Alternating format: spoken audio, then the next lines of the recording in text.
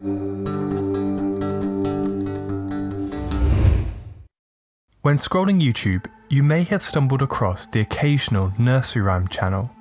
They promise light-hearted songs and innocent fun, perfect for small children and their exhausted parents. These channels have amassed a huge number of views. This one in particular has over 100 million subscribers and is set to become the largest on the site. But lurking behind these playful songs lie dark and disturbing backstories, rhymes believed to be about the plague, slavery, and in one instance, burying someone alive. But do they have any historical truth behind them, or are they simply urban legends meant to frighten and entertain? Let's take a look at the gruesome and grim origins behind our beloved children's songs, and separate the fact from the folklore as we delve into the dark side of nursery rhymes. We start with a familiar one, a classic childhood staple. Baa-Baa Black Sheep, have you any wool? Yes sir, 3 bags full. One for the master, one for the dame, one for the little boy who lives down the lane. At face value, this is a song about sheep and wool, right? Well, the controversy surrounding this nursery rhyme began in the late 80s and 90s when it was connected to slavery in the American South. Proponents of this view argue the following. The black sheep is a reference to the African descent of American slaves. The 3 bags full of wool reflects the cotton that slaves were forced to collect in large bags, and the master-sheep relationship is reminiscent of master-slave language. This perceived connection has led schools to change the song's title to Baa-Baa Rainbow Sheep, to disassociate it from slavery. However, many experts believe that the song actually has nothing to do with slavery, nor even America. Instead, the song is believed to have originated in Britain. The first written record of this song is from an English nursery rhyme book called Tom Thumb's Pretty Songbook. It was written in 1744 and is the oldest surviving collection of English nursery rhymes out there. It's older than the Declaration of Independence, and so technically predates America itself. That said, slavery was still widespread whilst America was a British colony. Nowadays, people believe the song came from the Middle Ages, originating with a medieval tax on the wool trade. Known as the Great Wool Tax, it was set up by Edward I, who needed extra money to pay for the Crusades, a series of brutal conflicts in the Holy Land. Under these new laws, English wool was heavily taxed. A third of a bag's price went to the king, another went to the church, and a final third went to the farmer. Thus, one for the master, being the king, one for the dame, is the church, the so-called bride of Christ, and one for the little boy who lives down the lane, the farmers. So instead of being a rhyme about the slave trade, Baa-Baa Black Sheep is a medieval song about the money made from the heavy taxation of wool that was used later to fund the mass murder and slaughter of the Crusades. Perhaps a stretch, but nonetheless dark. Okay, moving on. This nursery rhyme is also attested in the songbook from 1744. You'll be familiar with the lyrics. They go as follows. London Bridge is falling down, falling down, falling down. London Bridge is falling down, my fair lady. Now this nursery rhyme has a handful of dark origins, but which one of them is the most plausible? An early explanation for this song came from Samuel Lang in 1844. He believed that the song describes a Viking raid, specifically Olaf II of Norway, who allegedly pillaged the town of London in 1014. The Norse saga Heimskringla has this strange verse. London Bridge is broken down, gold is won and bright renown. Shields resounding, war horns sounding, Hild is shouting in the din. Arrows singing, mail coats ringing, Odin makes our Olaf win. Lang believes that this skaldic verse was the basis of our nursery rhyme today, but from the perspective of the poor Londoners left to rebuild it. Experts argue that this translation of the Old Norse has been made to fit around the nursery rhyme and thus takes a lot of liberties in the translation.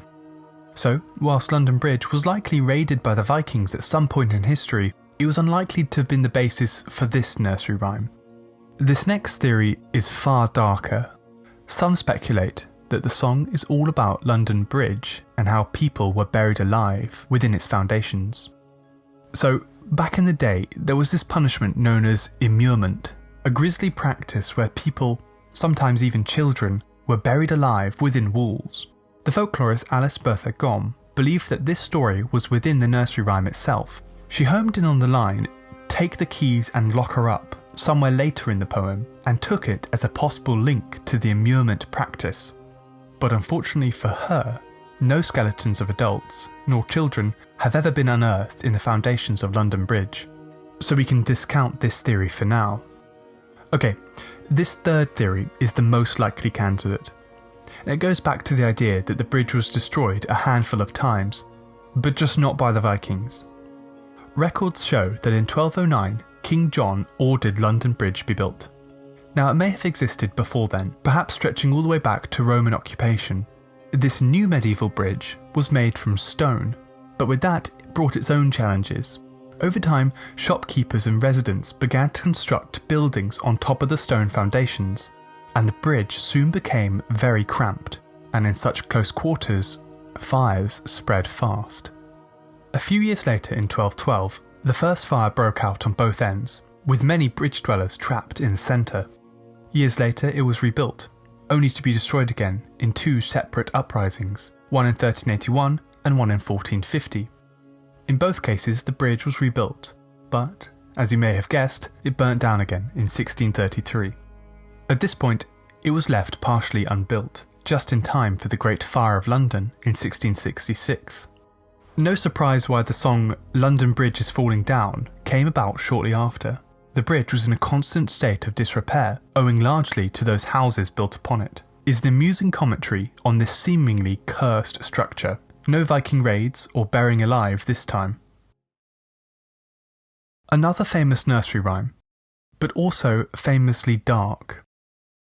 Ring your roses, a pocket full of posies, a tissue, we all fall down. Many folklorists have connected it to the Great Plague, but how?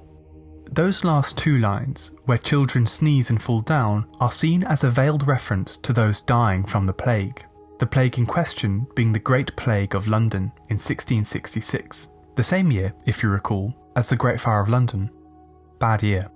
It was an outbreak of bubonic plague, an epidemic that killed an estimated 100,000 people. The death toll of the Great Plague is dwarfed by the Black Death a few centuries prior. It's believed that the Black Death outbreak of 1346 to 1353 killed an estimated 75 million to 200 million people. It was the most lethal pandemic of all time, and led to the development of the Grim Reaper. But that's a topic of another video. Back to Ring of Roses.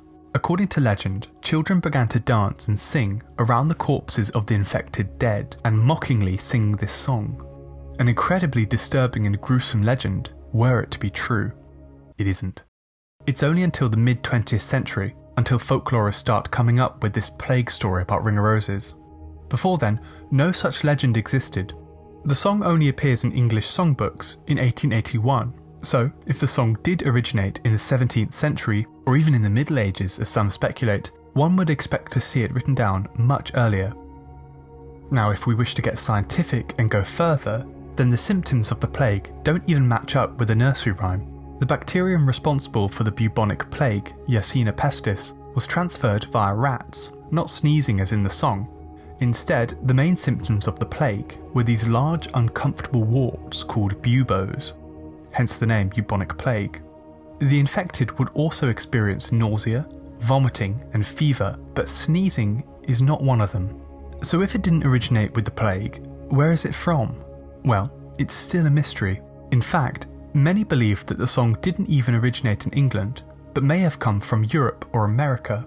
The thing is, with so many variations of this nursery rhyme, it becomes harder and harder to locate its true origin. Some of the oldest versions come from America, so the song may have originated there. This version from Texas, for example, in 1939, has no perceivable connection to death at all.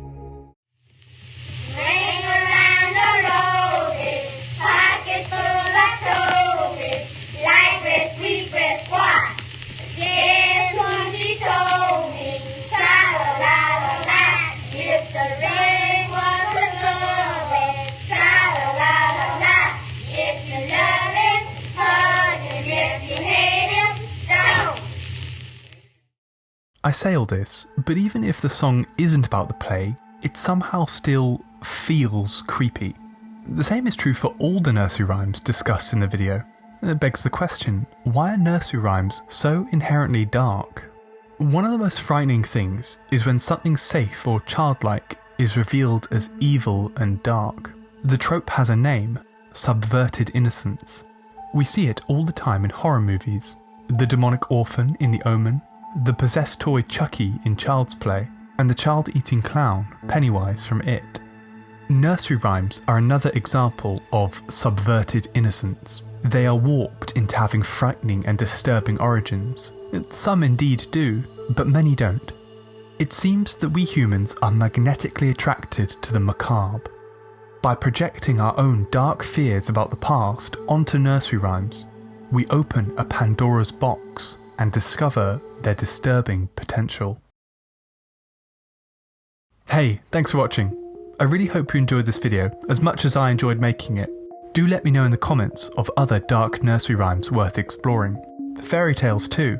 I might wish to return to this topic in a series of future videos. And whilst you're here, why not subscribe? A like and a comment also go a really long way and help the channel to grow. I look forward to seeing you next time. Goodbye.